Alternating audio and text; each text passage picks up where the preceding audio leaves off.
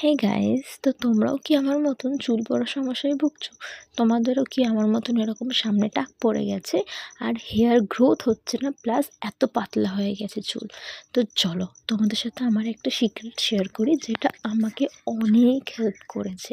Just সামান্য কিছু ingredients, যে কোনো কোকোনাট অয়েল, নিম পাতা, জবা ফুল, পেঁয়াজ, মেথি, কালো জিরে এবং তোমরা চাইলে সেখানে অ্যালোভেরা ইউজ করতে পারো। ভালো করে ফুটিয়ে একসাথে সেটাকে ছেঁকে নিয়ে রেখে দেবে ঠান্ডা হওয়া অবধি। অ্যান্ড দেন তোমরা ভালো করে স্ক্যাল্পে ইউজ করো, সারা রাত রেখে দিলে খুব ভালো হয়। পরের দিনকে শ্যাম্পু করে দেখতে পারো।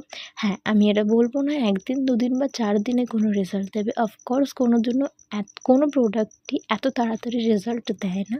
মিনিমাম ৩ মাস ইউজ করো, তোমরা নিজেরাই রেজাল্ট দেখতে পাবে। আমি রেজাল্ট দেখতে পেয়েছি।